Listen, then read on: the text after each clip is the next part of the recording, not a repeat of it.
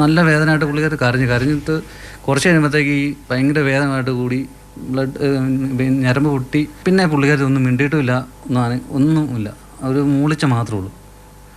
ഇവിടെ നേരെ കൊണ്ടുവന്ന് വെന്റിലേറ്റർ കയറ്റി ചെയ്ത്. പിന്നെ ഞങ്ങൾ മിണ്ടിയിട്ടുമില്ല, ഒന്നുമില്ല.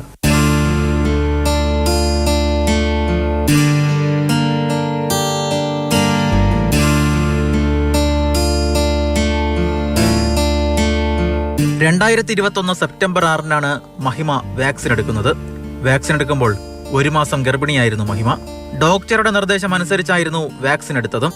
എന്നാൽ വാക്സിൻ എടുത്തതിന് പിന്നാലെ മഹിമ നേരിട്ടത് കടുത്ത തലവേദന, പിന്നാലെ മരണം. തലച്ചോറിലെ രക്തക്കുഴലുകൾ പൊട്ടിയതായിരുന്നു മരണകാരണം. ഷോട്ട് കിട്ടിയത് ടൈം 9:30 അപ്പോൾ ഞങ്ങൾ രാവിലെ തന്നെ പെട്ടെന്ന് പോയി ഹോസ്പിറ്റലിൽ ചോദിച്ചിട്ട് ആണ് പോയി വാക്സിൻ എടുക്കുന്നത്. വാക്സിൻ എടുത്ത് വന്നിട്ടാണ് ഞങ്ങളിത് ചെക്കപ്പിന് ചെല്ലുന്നത്. ചെക്കപ്പിന് ചെന്ന് കഴിഞ്ഞാൽ പിറ്റേ ദിവസമാണ് ഞങ്ങൾക്കത് പ്രഗ്നൻ്റ് ആണെന്നുള്ളത്. 7-ാം തീയതിയാണ് ഞങ്ങൾ അറിയുന്നത് പ്രഗ്നൻ്റ് ആണെന്നുള്ളത്. സംഭവത്തിൽ അന്വേഷണം ആവശ്യപ്പെട്ട് ആരോഗ്യമന്ത്രിക്ക് ഉൾപ്പെടെ പരാതി നൽകിയെങ്കിലും ഒരു നടപടിയും ഉണ്ടായില്ല.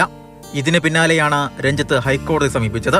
ആരോഗ്യമന്ത്രിക്ക് ഞാൻ ചികിത്സ ഘട്ട സമയത്ത് തന്നെ ആരോഗ്യമന്ത്രിക്ക് പരാതി കൊടുത്തായിരുന്നു. അവർ അതിനെപ്പറ്റി വേറെ അന്വേഷിച്ചൊന്നുമില്ല. പിന്നെ അത് കഴിഞ്ഞ് അവിടെ മരിച്ചു കഴിഞ്ഞ് ഞങ്ങൾ നവംബറിലാണ് ഹൈക്കോടതി കേസ് കൊടുക്കുന്നത്.